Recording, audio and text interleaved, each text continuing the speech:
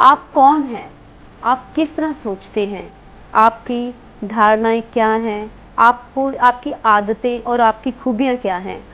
आप अपने बारे में सचमुच कैसा महसूस करते हैं? आपको खुद पर कितना भरोसा है? दूसरों के साथ आपके कैसे संबंध हैं? आप दूसरों पर कितना भरोसा करते हैं?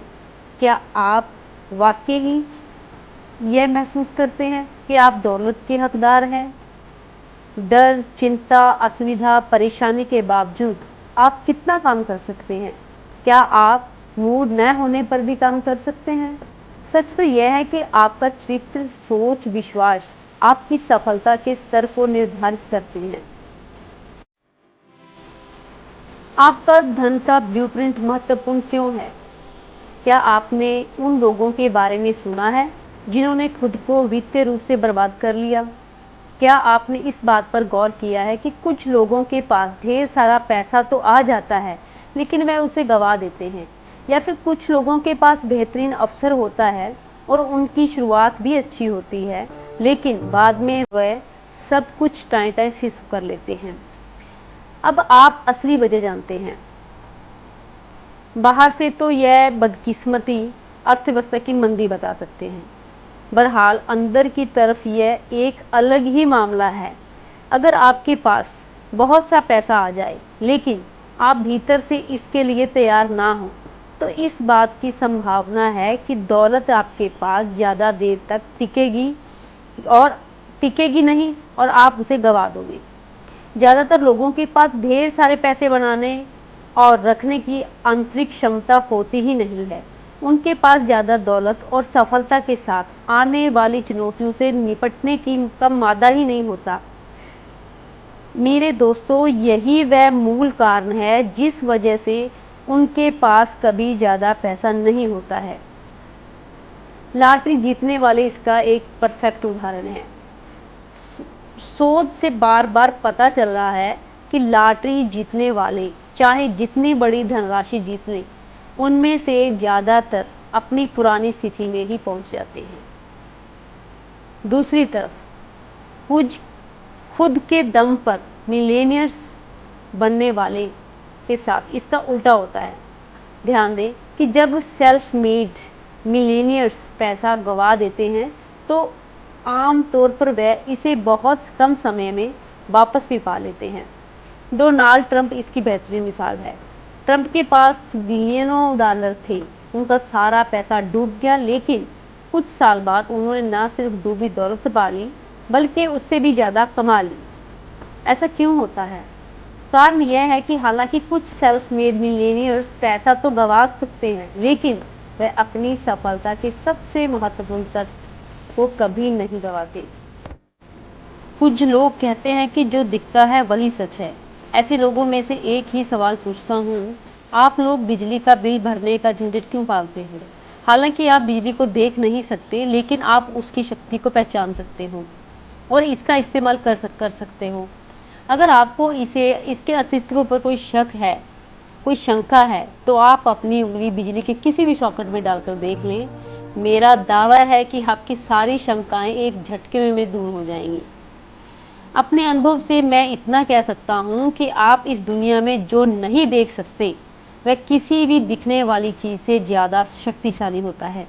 आप इस बात से चाहे सहमत हो या ना हो, लेकिन जिस हद तक आप इस सिद्धांत को अपने जीवन में लागू नहीं करते उसी हद तक आपको कष्ट उठाने होंगे, क्योंकि आप कुदरत के उन नियमों के खिलाफ जा रहे हो जिनके द्वारा जमीन के नीचे चीज़ जमीन के ऊपर की चीज़ उत्पन्न करती है, जिसके द्वारा ना दिखने वाली चीज़ें दिखने वाली चीज़ों को उत्पन्न करती हैं। इंसान कुदरत से ऊपर नहीं है बल्कि उसका हिस्सा है। इसका मतलब ये है कि जब हम कुदरत के नियमों के अनुरूप चलते हैं और अपनी जड़ों यानी अपने आंतरिक संसार पर काम करते हैं तो हमारे जीवन का प्रभाव अच्छा रहता है।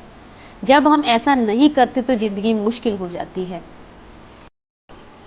आपको एक बहुत महत्वपूर्ण बात समझ लेनी चाहिए कि हम अस्तित्व के सिर्फ एक पड़ाव पर ही नहीं रहते हैं, हम एक साथ कम से कम 4 अलग अलग धरातलों पर रहते हैं।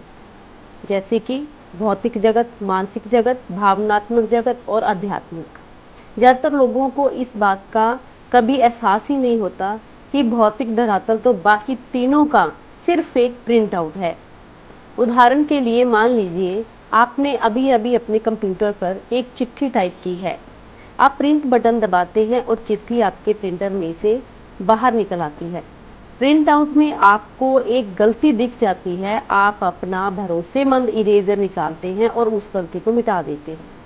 फिर आप दोबारा प्रिंट बटन दबाते हैं, लेकिन दोबारा वही चिट्ठी निकल आती है और उसमें गलती जहाँ की तहाँ ही मौजूद होती है।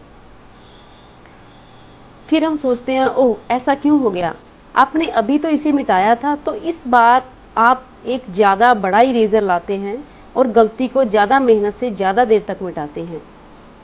आप फिर से प्रिंट बटन दबाते हैं, लेकिन यहाँ क्या हुआ, फिर वही प्रिंट आउट। आप बोलते हो ही नहीं सकता, आप हैरानी से चिल्लाते हो, ऐसा कैसे हो सकता है, यहाँ हो क्या रहा है, क्या मैं पागल हो चुका हूँ। यहाँ पर हो यह रहा है कि असली समस्या प्रिंट आउट यानी भौतिक संसार में नहीं बदली जा सकती। इसे तो सिर्फ प्रोग्राम यानी मानसिक, भावनात्मक और आध्यात्मिक संसारों में ही बदला जा सकता है। धन, क्या आपने कभी किसी को यह कहते सुना है कि धन की कमी समस्या है? अब यह बात सुन ले, धन की कमी कभी भी समस्या नहीं होती। धन की कमी तो सिर्फ यह बताती है कि अंदर क्या चल रहा है, आपके क्या कारण है कि आपके पास धन की कमी है। धन की कमी का परिणाम है, लेकिन इसकी जड़ यानी कारण क्या है, यही मुद्दे की बात है। अपनी बाहरी दुनिया को बदलने का एकमात्र तरीका पहले अपनी अंदरूनी दुनिया को बदलना है। अब जो भी परिणाम मिल रहे हों, चाहे वो लाभदायक हो या हानिकारक, अच्छे हो या बुरे, सकारात्मक हो या नकारात्मक, हमेशा याद रखें कि आपका बाहरी संसार सिर्फ आपके अंदरूनी संसार का आईना है। अगर आपकी बाहरी जिंदगी में चीज़ें अच्छी नहीं हो रही हैं, तो इसका कारण यह है कि आपकी अंदरूनी जिंदगी में चीज़ें अच्छी नहीं हो रही हैं। यही मुद्दे की बात है।